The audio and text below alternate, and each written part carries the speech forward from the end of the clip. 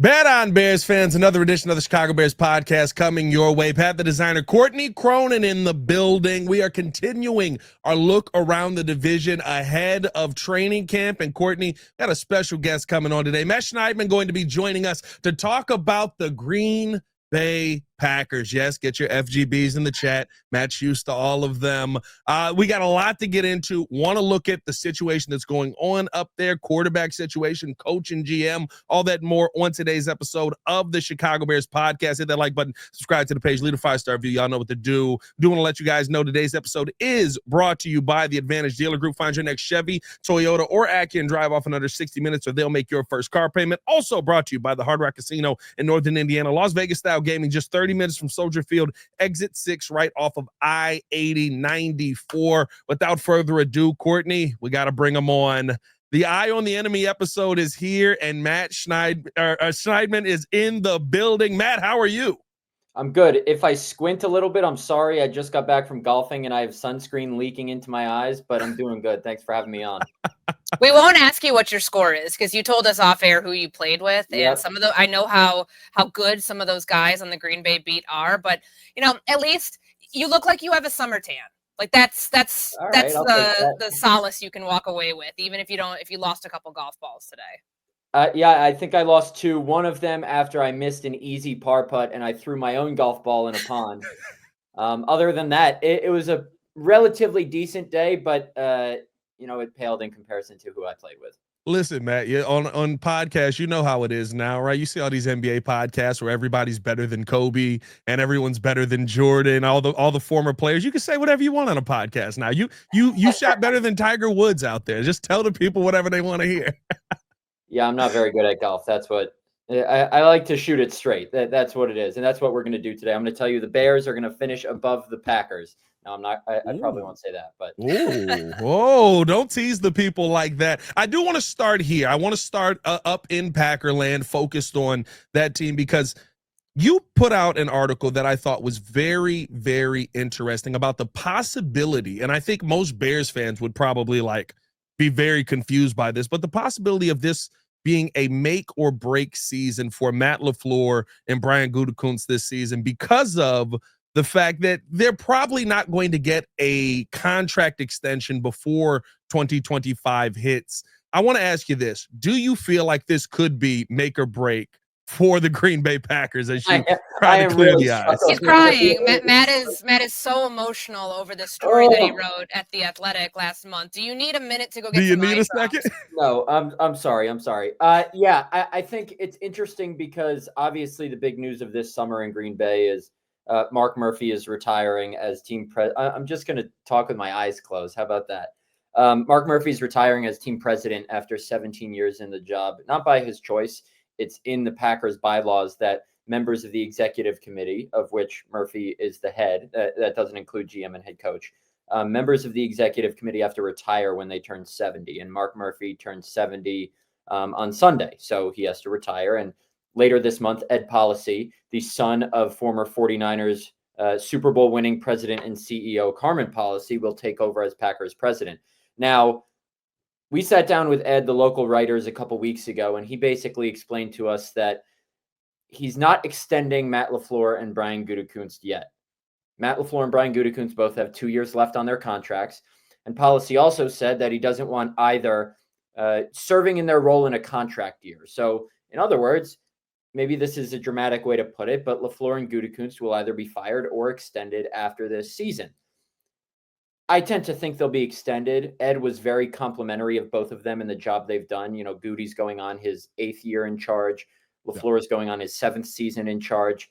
Ed Policy he's not a guy who's looking to come in and bring in his own guys. He's been part of the organization as COO, general counsel for the last 13 years and an executive VP. So he served on the hiring panels for both LaFleur and Gutekunst. He negotiated their contracts. Maybe, Ed is kind of trying to determine whether they're the tandem to get the Packers over the top.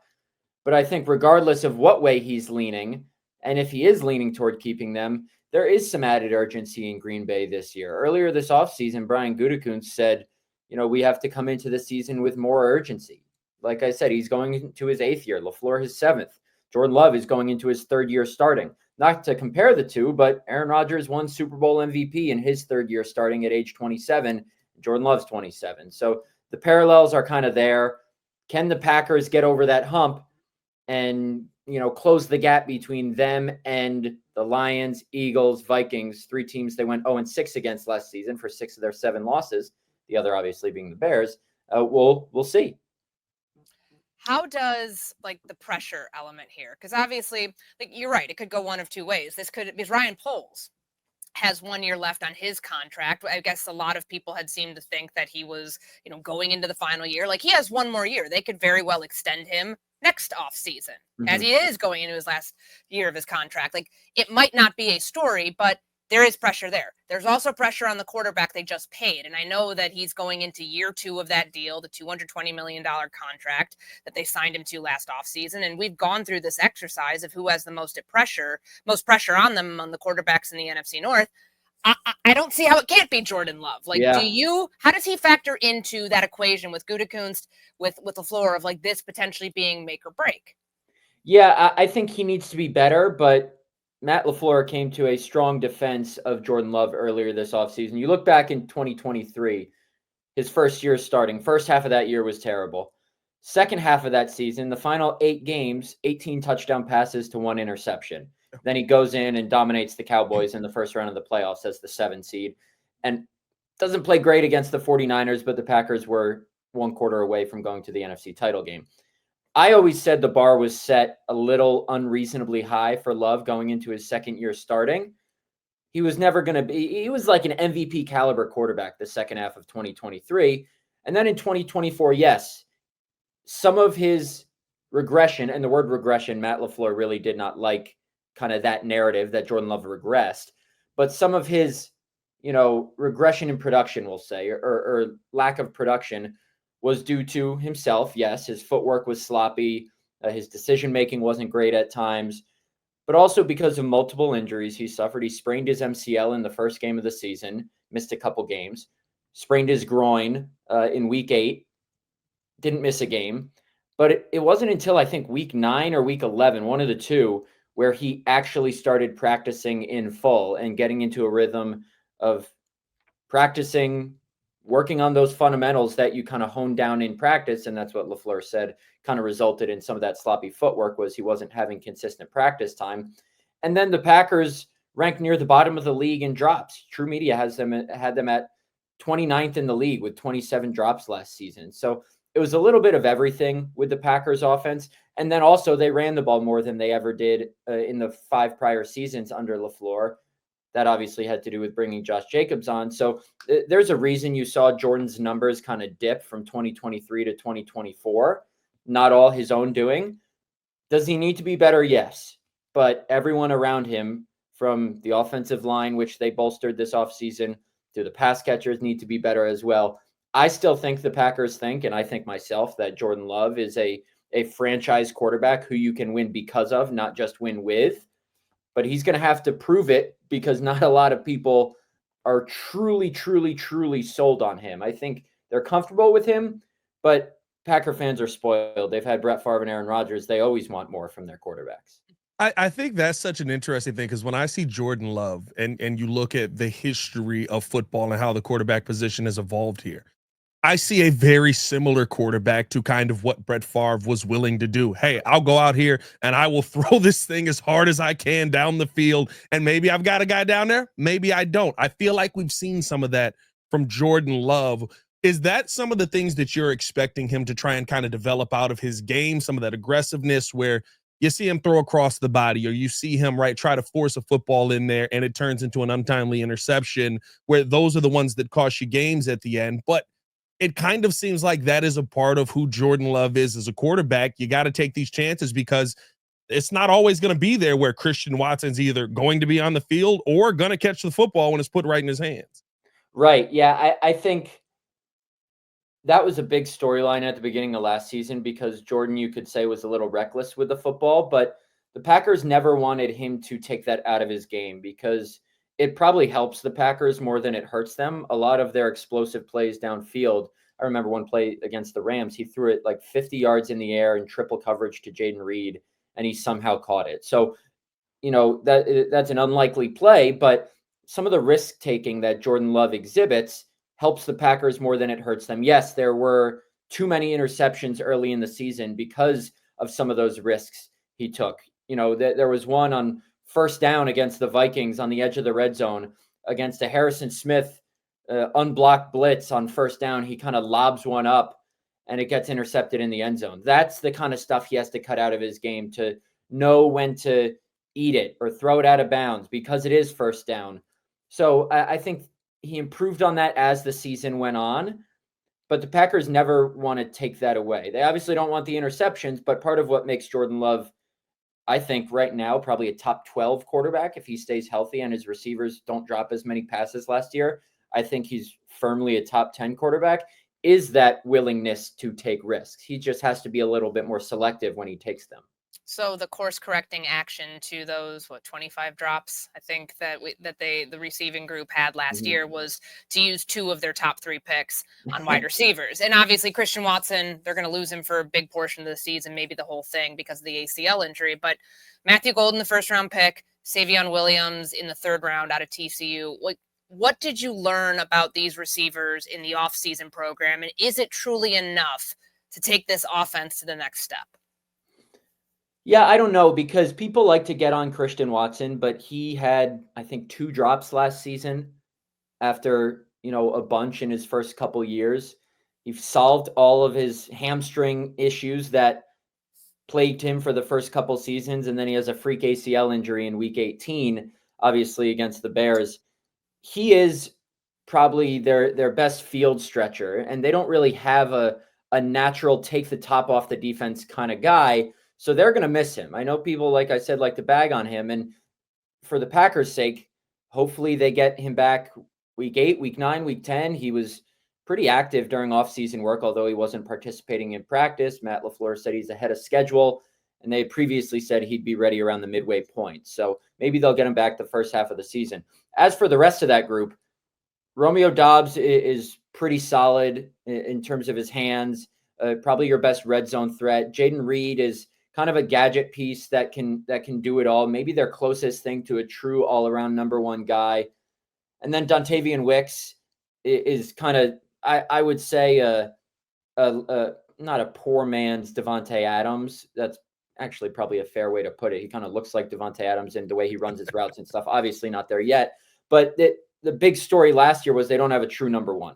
Matt LaFleur scoffed at that. Not because he thought they did, but because he thought it wasn't necessarily vital to have one. Well, I think it is. And I think that's what they need Golden to become, whether it's this season or later. You don't need a 22-year-old to be that right away. But what we learned this offseason, I think, is that he's super fast, has great hands. That's part of the reason they drafted him. Really quick twitch guy. Savion Williams was in a red non-contact jersey for most of the offseason, if not all of it, if I remember correctly. He's more of a gadget piece that they want to use in the backfield. I think he lined up in the backfield for 84 snaps at TCU, played some Wildcat quarterback. So they have a lot of, interchangeable pieces that they can use there. And what better way to, try and ensure you have the 4 or 5 best guys active on game day than just adding more competition to that room. Yeah, I think what's interesting here, and I want to ask you this, just kind of about how the Packers are feeling right now as they come into the season. Jordan Love, I think, like you said, there's a lot of confidence that this young man has another step in him where he can be a top 10 quarterback up there. Is there confidence that this team can be one of those teams that is at the top of the NFC, especially with a lot of the question marks you have at the wide receiver position coming into this season, knowing you're relying heavily on probably rookie wide receivers? Is there a feeling in that building that, no, like, we're not going to miss a beat. We're going to be right back to where we were last season, and maybe even better, because the only game they end up winning last year in the division was that blocked field goal against the Bears? It's interesting because the Packers didn't make huge splashes this offseason. They thought they were already close to those other teams. Obviously, they went 0-6 against the only 3 teams with better records than them in the NFC. But, and I don't necessarily subscribe to this theory that they're right there just because of the point differentials, because at the end of the day, you got to find a way to win close games, and they didn't. Yeah. So that was kind of a storyline that got tired as the season went on because they lost to the Lions by, I don't know, maybe 4 or 5 the first time. I can't remember. 3 the second time. They lost to the Vikings by 2 twice. They lost to the Eagles by 5 in Brazil. And then we're losing by 6 in the fourth quarter of the wild card round game.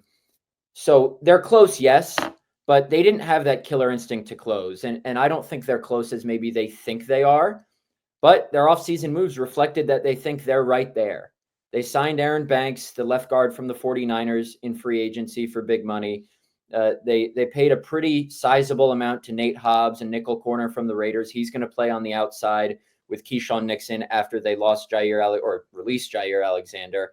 But their 2 big questions, I think, are their pass rush and their cornerback group. Keyshawn Nixon was really only an outside corner last season. He had been primarily a nickel or not playing any defense prior in his career, but he's your number 1 corner now. And then a very inconsistent pass rush last season who lost their defensive line coach because the Packers fired him because of how inconsistent the pass rush was, did not make any significant additions. They're running it back with Rashawn Gary and Lucas Van Ness and the other guys they have. They drafted a couple of guys on day 3, but the Packers motto this offseason, and what we heard a lot from Brian Gutekunst was they trust the guys they have in that building to make those year-to-year jumps.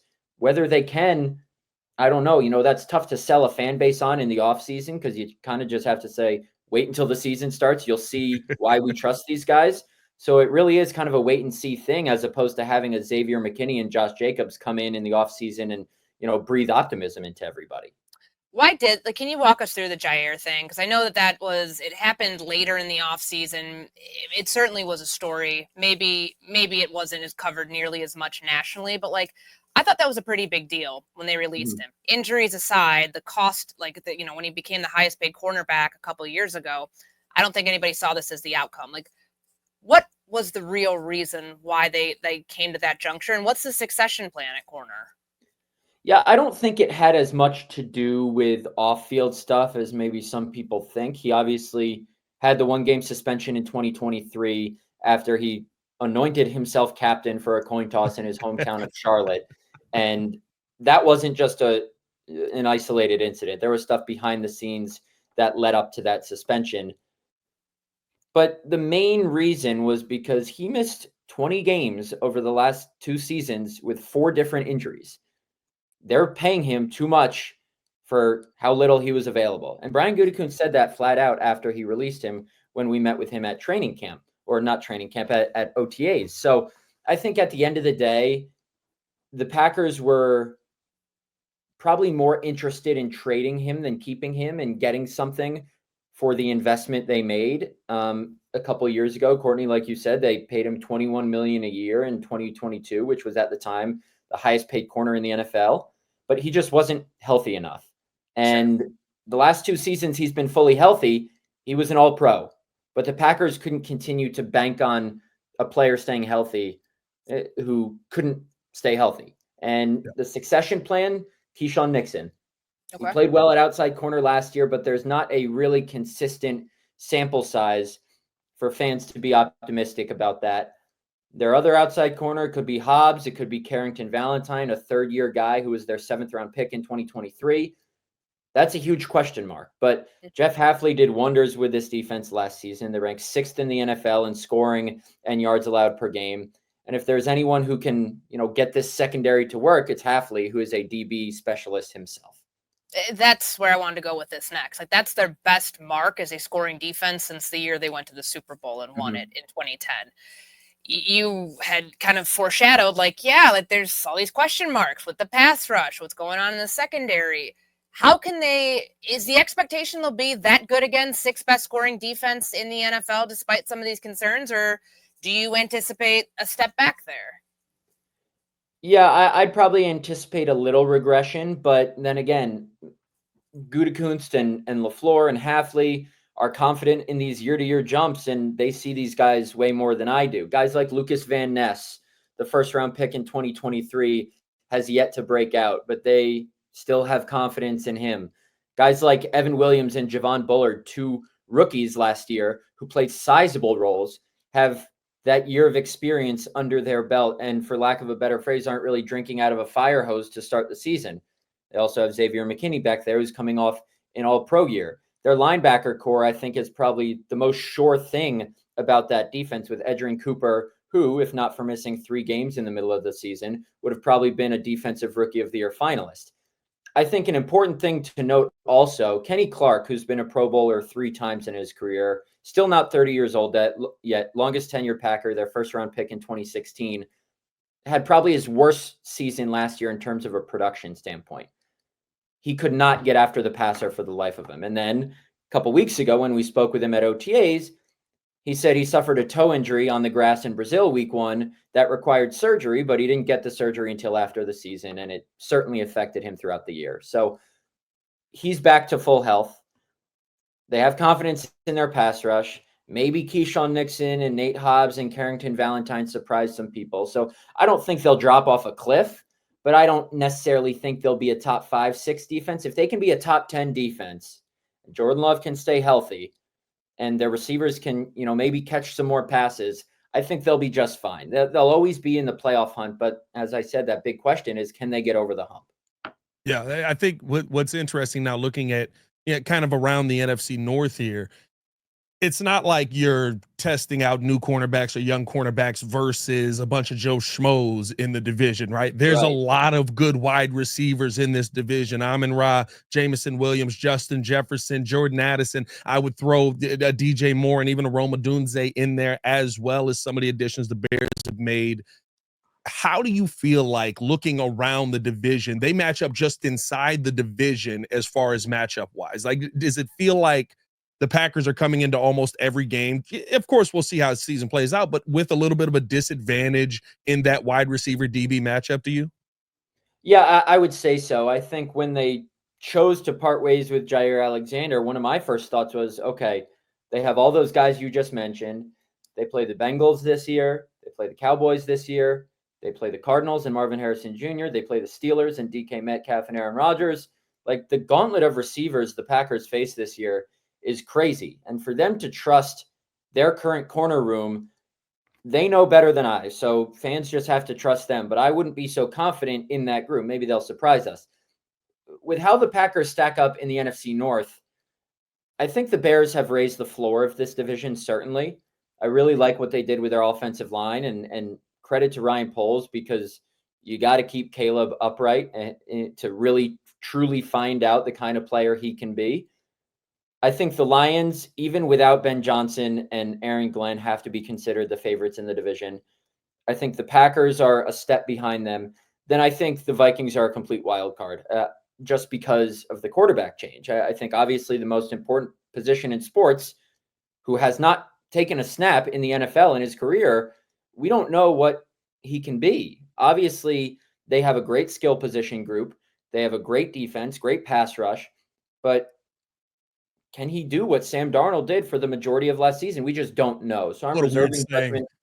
Yeah, aside from the last couple games, I'm reserving judgment on the Vikings, but I think the pecking order right now, if I had to include all 4 teams, would probably be Lions, Packers, Vikings, Bears. Yeah, I mean, their schedule doesn't do them any favors. So it's No. Lions week 1, the short week for week 2 against the Commanders on Thursday Night Football. And we know the odds in this division. Like, it's the hardest division. I don't want to hear anybody say anything about the AFC North anymore because, Cleveland's in that division. The Bears are a lot better, but there still are 3 other teams that went to the playoffs last season.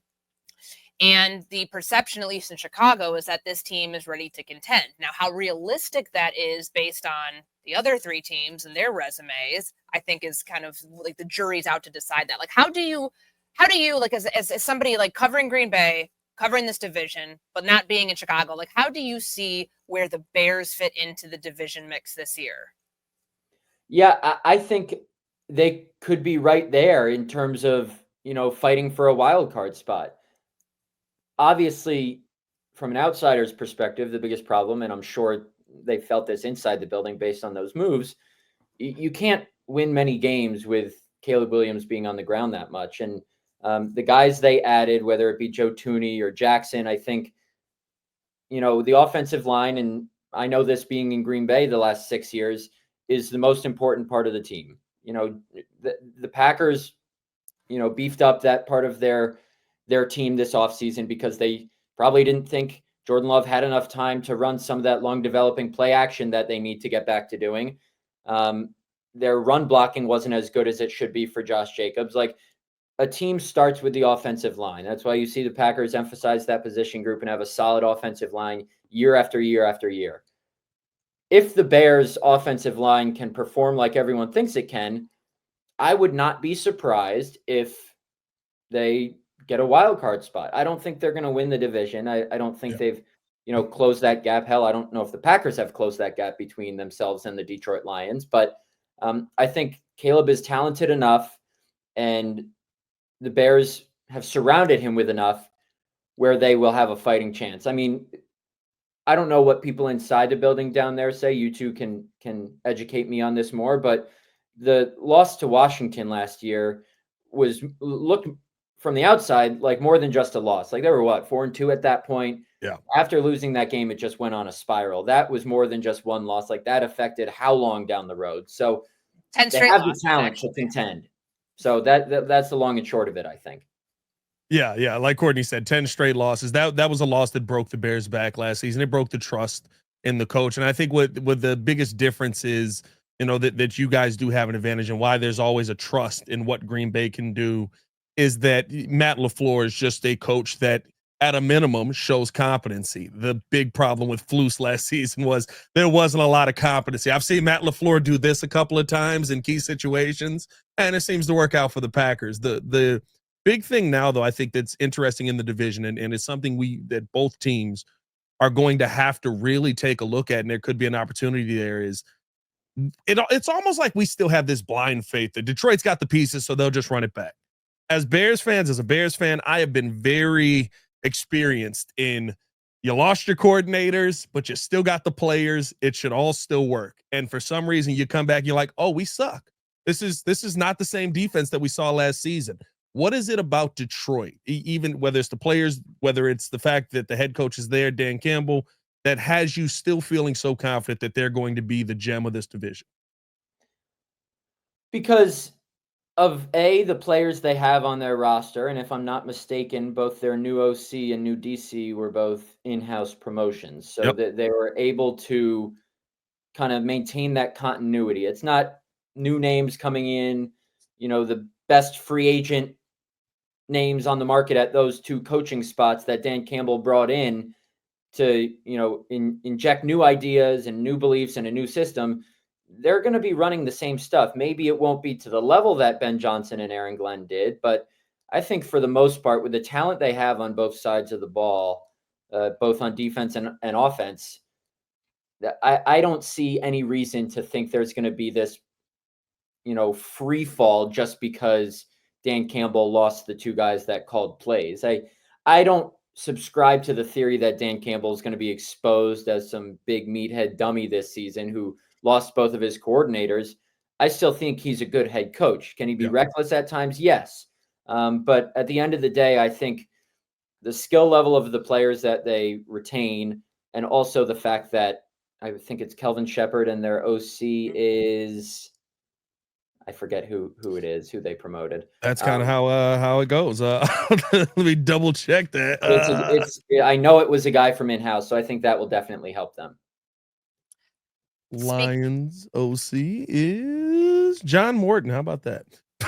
What was he their wasn't their O-line coach?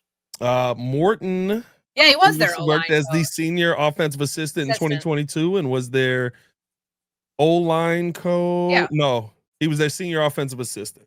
So, okay. So, we know, unless Detroit pulls a Philly, unless what happened in 2023 with Philly, where they lose both their coordinators. And obviously it felt like there was a lot more happening behind the scenes as to why they went 10-1 and had their 6-game skid after that.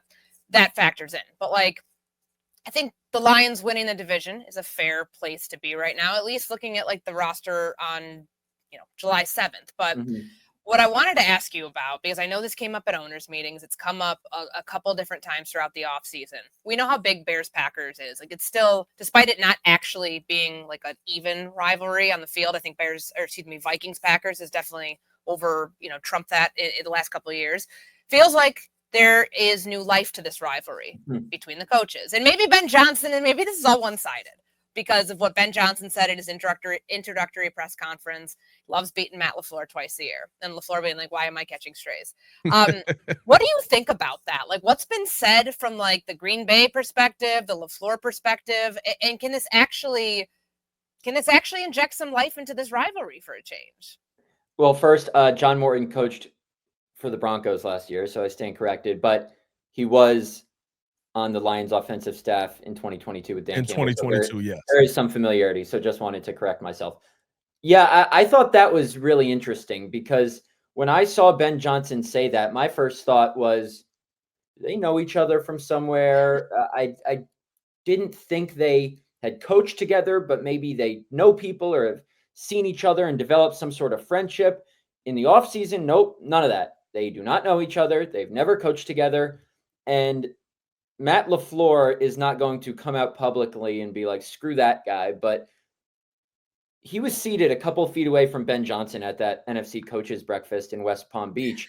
And the way he gave that answer when he was asked that question was kind of a, nope, I don't know him. And knowing Matt LaFleur, like I think I know him, there's more to that. And there's probably a screw you, Ben Johnson, because LaFleur has a tendency to be a little ornery sometimes when things aren't going his way. And when Ben Johnson took that kind of playful shot at him, I'm not sure Matt LaFleur just brushed it off as playful. So look, if the Packers beat the Bears this season, and I think the first time they play is late in the year. So if the Packers have a good record and Matt LaFleur is in a mood, I would not be surprised if you see him step to that podium and say, well, it looks like Ben Johnson's not beating me twice a year this year or something like that.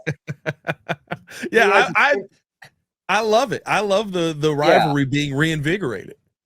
I know the Packers are 11-1 against the Bears under LaFleur, but it's Packers Bears at the end of the day. Some players who are newer to the rivalry don't necessarily consider it a rivalry, in part because of how lopsided it's been, but it's Packers Bears. Fans will always consider it the NFL's premier rivalry. And the fact that you mentioned, and I kind of agree with you, Courtney, that it might be a little more one-sided. It might be Matt LaFleur doesn't like Ben Johnson after that, and Ben Johnson is just like, what? I'm just having fun, man. I think that might add a little something to it, which is never bad for the game. Yeah, I think that's gonna be the fire that this rivalry needs, and it feels. What I love is that, and what I always give credit to Matt LaFleur is, it actually seems like Matt LaFleur looks at the rivalry and goes, "No, this is a rivalry. We need to make sure we kick the crap out of the Bears twice a year." Where previous Bears coaches, Matt Nagy, Matt Eberflus, have both come in, the week of the game and gone, it's just another game. We just got to go up there and do our job. And it's like, well, that's why they're kicking the crap out of you every single time. I like the fact that Ben Johnson is coming in almost similar to what Lovie Smith did, although a little bit more aggressive, and setting the standard that this is not just another game between the Bears and Packers. So hopefully we see a little bit more competitiveness out of this one. Before we let you go, Matt, one thing that I would love to ask you, what is the biggest unspoken storyline of this Packers team coming into 2025? That's a good question. The biggest, underrated storyline, I think we touched on it a little bit, but I would say the futures of their head coach and general manager. The Packers are synonymous with continuity. They've had two head coaches over the last 20 years. Actually, I want to get this right. Two GMs over the last 20 years. Two head coaches over the last 19 years, I believe. They've had essentially three primary starting quarterbacks over the last 33 years. Yep. And they made the playoffs in 13 of Mark Murphy's 17 seasons in charge. Like, they are a franchise, even if they only won one Super Bowl each with Aaron Rodgers and Brett Favre, that prides itself on consistently winning and continuity. That being said, I think the most underrated storyline is the futures of Matt LaFleur and Brian Gutekunst. They are some of the longest tenured guys at their position in the NFL. Like I said, Goody being here since 2018 in this role, LaFleur being here since 2019 in this role. But I have to wonder, like I said, does Ed Policy think that they are the two to get the Packers over the top. We have a joke around here among, some of the writers. Titletown is the big district that Lambeau Field is right next to. It's called Titletown for a reason. The Packers have 13 world titles, couple Super Bowl championships. It's not called, NFC North Titletown. It's not called Wild Card Round Town. Like, a first round exit or a second round exit is not good enough for the Green Bay Packers. Matt LaFleur has not made a Super Bowl. Brian Gutekunst has not made a Super Bowl.